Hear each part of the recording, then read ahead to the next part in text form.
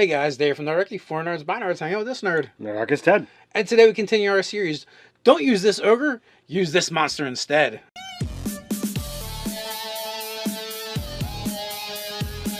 Jump down to the description below where you can sign up for Nerdarchy the newsletter, get weekly gaming tips, as well as learn how to game with Nerdarchy.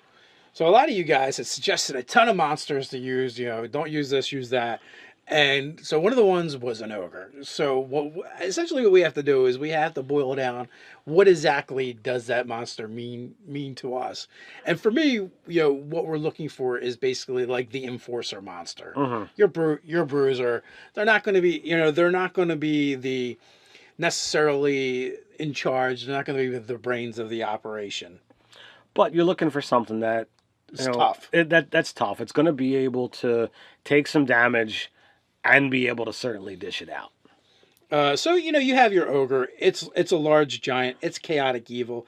They're easy to hit with their 11 armor class. They have 59 hit points, and they don't have any really notable features other than the fact that they get a +6 to hit, and they do 2d8 +4. So they're probably going to have a good chance of hitting a low-level party, and they hit hard. Absolutely. So let's break it down.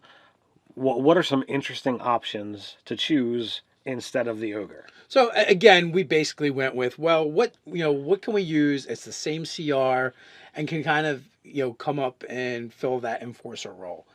And this is a monster that I've used in the past. I enjoy using. Nate the Nerdarch loves this monster. They're weird. They're creepy. They're aberrations. Now they're not quite as big and hulking, but I think they can definitely take on that enforcer role, and that's a Nothic. They're a medium aberration. They're neutral evil. They're harder to hit than an ogre with a 15 armor class, 45 hit points. So they're not lagging that far behind. They get a couple attacks, but even combine those attacks, they don't quite do as much as the ogre, and they're not as likely to hit. One of the things they do have though is that rotting gaze, so they can look at a creature and do 3d6 of damage, 3d6 is necrotic damage to them if they fail a saving throw. But that's an all or nothing. They do have a couple things. They have keen sight, so they're not likely to be surprised. They have a handful of skills, compared to the ogre that doesn't have any. And also, really, something that's worth noting is the fact that they have true sight out to 120 feet. So this is going to be a different kind of enforcer monster, and it's actually fits the role nicely though, because if you have a boss monster and this is the guy that's supposed to be watching his back, with he's got a perception check and he's got true sight, so he's probably the guy to have standing over your shoulder. And might have to rough people up. No one's casting invisibility and sneaking up on the big bad with one of these guys standing around. No, absolutely not. So the great thing about Nothics, they're aberrations. Yes. So a lot of aberrations you can use in the Underdark, but you don't necessarily have to. It's smaller than the large ogre while still being able to pack a punch. It's got that gaze attack, and what's the reach on that? It's 30 feet. They also have another interesting ability that works out to 30 feet as well. And what's that? Basically, they can look at someone, and the target must make a contestant's charisma deception check against the Nothic's wisdom insight check. If the Nothic wins, it magically learns one fact or secret about the target. The target automatically wins if it's immune to being charmed. So essentially, and it's got a +4 to its insight, so it's got a chance of doing it as well. So this is just a really cool enforcer monster that's going to be super helpful to a boss. And it also, they have a +5 to stealth, so it might even make sense to have them kind of like hidden doing their thing, and checking things out and looking out for the boss's best interest. So, like I said, they're aberrations, so you're going to find them in the underground or the beneath or the Underdark, however you want to refer to it. But you don't necessarily have to. You can use them just about anywhere. But when you've got that tight confined space and your ogre just isn't going to fit, these guys easily fit there without a problem. If they're going where your party's going, these guys fit. Yeah, they can absolutely be there, and they do speak a language. They speak Undercommon, so they're not going to be super easy to communicate with for the party. But that being said, there's something to be said for that as well, because if they're in the open and like there's the encounter happens, and maybe it's not a combat encounter initially, or maybe it won't be one. Maybe it's just a powerful NPC or an NPC that uses one of these guys as their enforcers, their guards. He starts speaking to them in a foreign language and the players have no idea what they're saying. That can kind of work to put them at ease and help build the tension in the scene. And as always, the stuff that's in the book is a suggestion. There's nothing to say that you couldn't give this guy common or another race specific language if it's going to work out best for your role playing. Right, in addition to or instead of. Yeah, that's absolutely fine. So I went with Azer. Azer, however you want to pronounce it, the elementals that look like dwarves with fiery beards and hair. And it's a little bit of a twist away from, what normally is for this, because these guys aren't evil at all. But they're lawful neutral. So it could be very easy that you just set up some story that a contract has happened. And voila, doesn't matter for the good or the evil of it. There's a contract. These guys are going to do it. They're the enemies of the Ifrit, and therefore you've got all kinds of interesting things that you can do with there. But let's get into the mechanics of it. Ogres had decent amount of hit points, but a crappy armor class. These guys are the other direction. They got a 17 armor class for a challenge 2 monster. That's not small in the least, and only 30. But they've got 39 hit points, so they're not being one-shotted at all. So you've got a better chance of the party missing them and still have the staying power. But the awesome thing is if they get hit with a melee attack, they're dishing out damage. They're doing a D10 fire damage every time someone touches them or does melee damage to them if they're within 5 feet. The few chances that you've got that polearm with a reach, they're gonna be avoided. That's going to help mitigate their small difference in the amount of damage that they do. But they swing for a die 8 plus 3 and a D6 fire damage.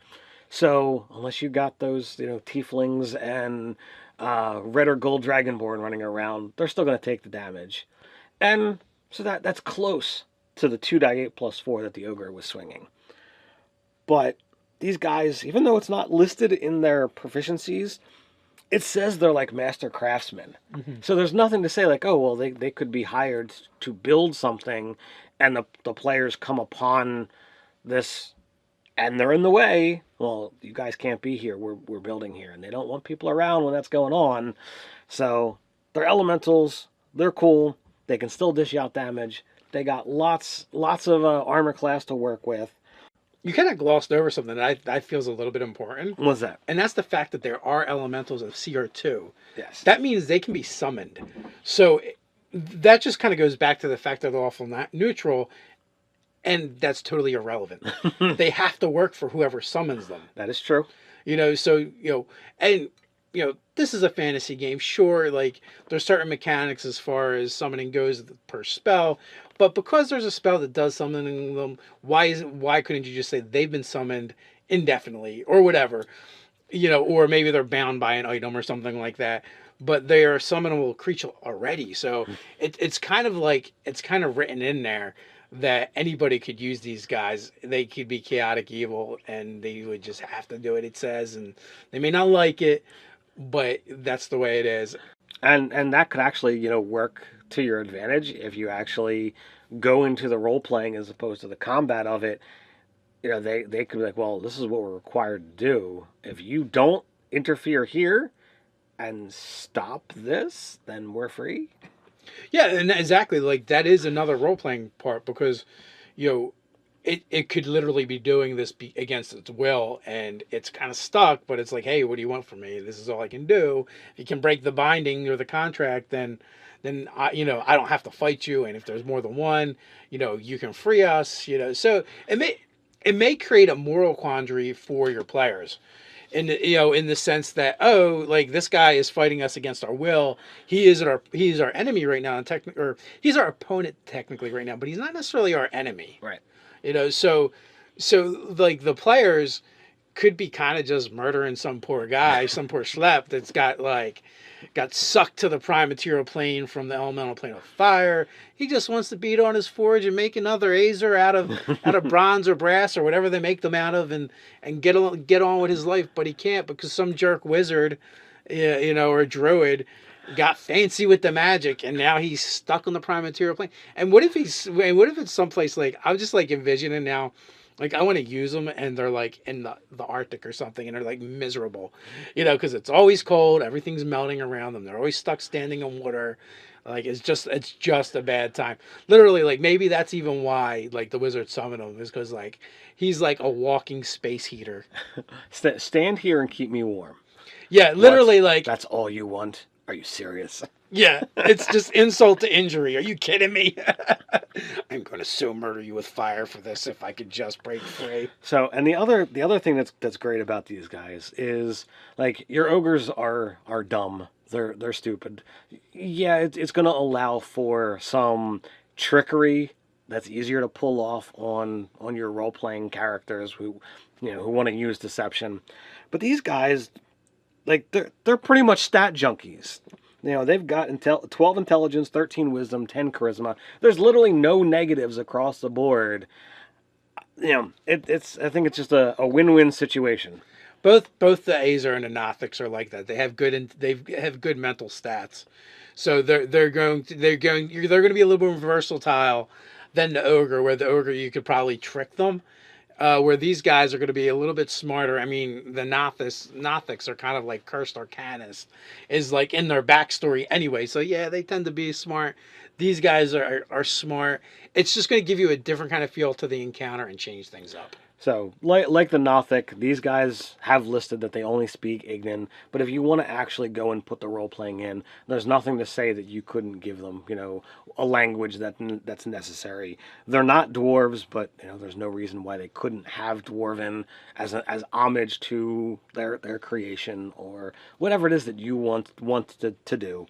But both Azers and Nothic have far more role-playing capabilities than what you're going to be do with the limited ogre. We could do don't use this, use that with a monster you guys supply down below, just like we did with the ogres. While you're there commenting, don't forget to like, share, and subscribe. You can check us out over on Nerdarchy.com. So until next time, stay nerdy.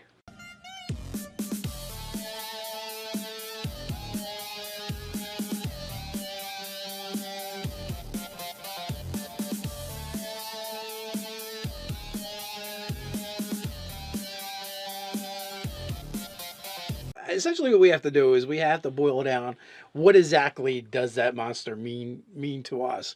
And for me, what we're looking for is basically like the enforcer monster. Mm-hmm. Your bruiser, they're not going to be, they're not going to be the necessarily in charge. They're not going to be the brains of the operation.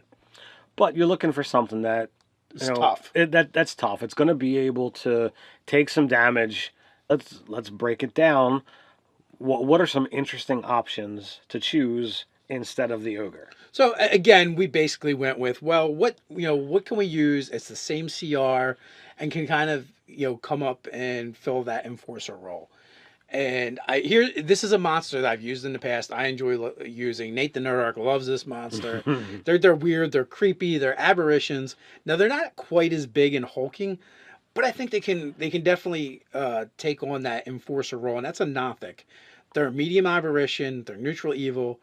They're harder to hit than an ogre with a 15 armor class, 45 hit points. So they're not lagging that far behind.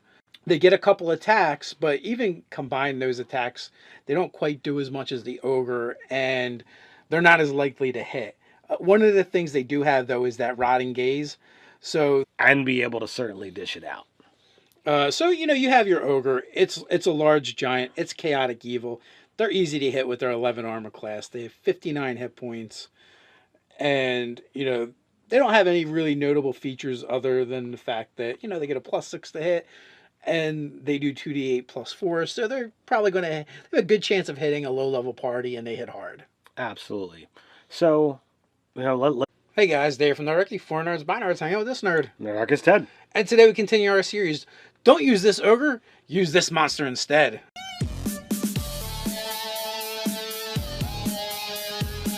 jump down the description below where you can sign up for Nerdarchy the newsletter, get weekly gaming tips, as well as learn how to game with Nerdarchy. So a lot of you guys had suggested a ton of monsters to use. Don't use this, use that. And so one of the ones was an ogre. So what